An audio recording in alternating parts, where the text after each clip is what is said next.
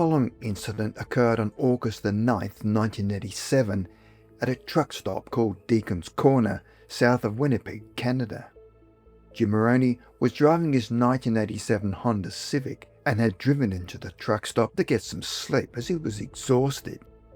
Because it was a busy stop, Jim was bothered by the constant sound and the glaring headlights of the trucks coming and going. Then Jim became upset by what he believed was a truck pulling in and had gotten extremely close to his car, and his bright lights shone directly into his car. When it got really close with its glaring lights, he suddenly realized that he could not hear the engine. Then the lights were directly above the car, and he came to the realization that it was not a truck, a plane, or any other type of vehicle. The lights were red, blue, orange, but mostly white. As this was happening, Jim was still trying to go to sleep, but all of a sudden the air around him changed, which he described as dead air. There was no sound whatsoever, and as the lights continued to move above the vehicle, he found he was now partially paralyzed. Fortunately, he could still breathe, but could not move his arms or legs, and could not get out of the car.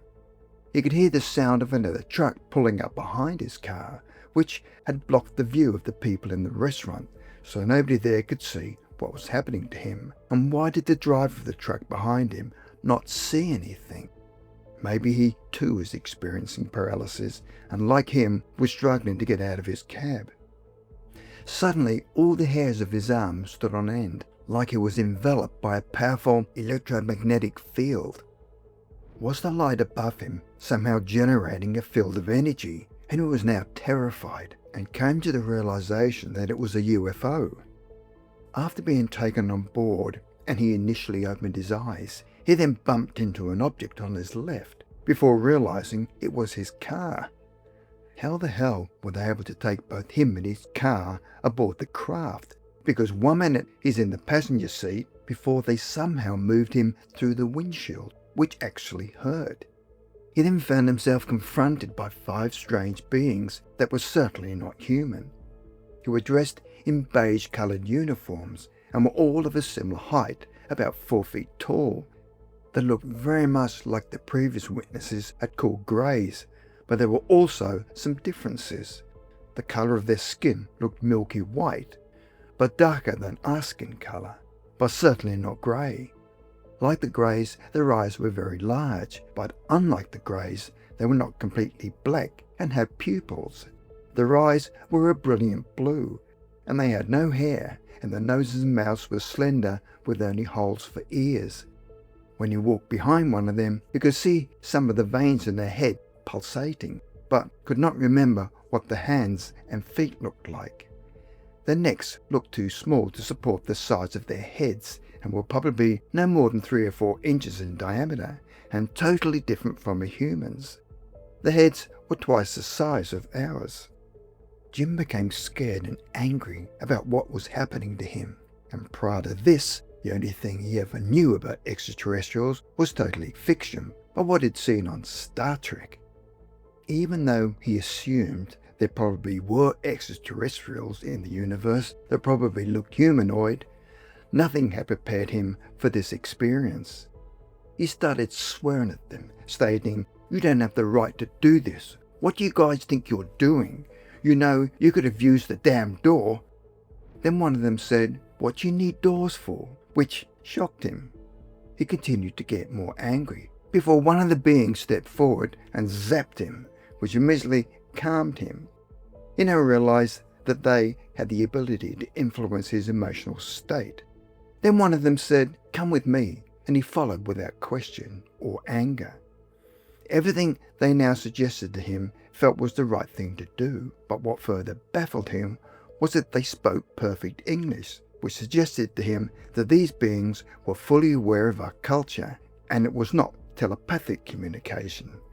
They actually spoke English to him, but only spoke in very short sentences of 2 to 5 words. But they didn't speak English to each other. They seemed to just know what to do and went ahead and did it, probably telepathically. He then underwent some medical procedures where he blacked out.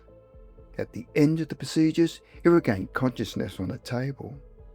There were two large beings similar in structure to all the other beings that he'd seen, except they were dressed in black uniforms and were about 10 feet tall, and there were other beings around him dressed in white lab coats. As they stepped away from the table, a female being then stepped forward, who was about 5 feet 4. He assumed the 10 feet tall beings were guards. They then proceeded to release some control over him, and one of the beings said, "We don't understand your anger," which struck Jim as very odd, because he was still trying to get a sense of where he was and what was going on around him, and how long would it continue, and would he get out alive? Jim's rationale was to try and develop some kind of communication with them, and figure out what they were doing, who they were, and what they wanted with him. The being then repeated, "We don't understand your anger." He was trying to read her emotions, but it was very clinical and impossible to interpret. He thought she must be referring to when he first came on board, because he wasn't expecting it to hurt, which is why he was angry. But all he managed to say was, "I'm sorry." The cool, unemotional being now radiated an overwhelming sense of compassion and love, whereupon Jim burst into tears, and they embraced each other, and he cried uncontrollably. She then whispered, "It's okay to cry, the strong ones cry." After composing himself, they had a long conversation, but later on he was not able to remember what they'd discussed. As he was leaving the ship, he had a strong feeling that they were now the best of friends. The one female being, who looked like all the others but had a feminine aura about her, was very close to him, as if they had an intimate connection. As they embraced in front of his car, with the other beings around them, she said to him in a sorrowful manner, "I wish I could stand beside you to face the things you are going to face." Jim then looked into her amazing blue eyes and said, "No, that's okay, I understand." The beings that he had been so angry with earlier were now touching him with complex and intense feelings of joy and sadness. It was a remarkable moment, quite possibly between our species, where he was taken on board the craft and then returned. He had no idea how much time had passed between his abduction and being returned, because he does not fully remember what had transpired. However, when he was returned to the same location, the truck was still behind his car. As he stepped out of the car, he looked up at the sky, before walking into the bathroom at the truck stop and splashed water on his face. As he left the bathroom, he walked towards the waitress behind the counter and asked her if she had seen anything. She said, "No dear, are you looking for someone?" He then ordered a coffee and then left. Jim's sense of what happened that night, he believed, was a carefully planned encounter, and was maybe a small step in a larger plan for an intervention in human development. He has a strong belief that the extraterrestrials sense a huge spiritual imbalance in our species that threatens our survival. We have warlike behavior and destructive technology that exceeds our spiritual development, and we are facing a crisis in our near future. In the countless visitations of the aliens over many, many years, they have no doubt tried to intervene to help ensure humanity will find its way through our many dark periods, and it is their intent to play a subtle role by staying in the background. They do apparently try and seek relationships with some individuals, but are very cautious about how they go about it, and not necessarily to have a good relationship with them, but with other human beings, which could be why they remain in the background.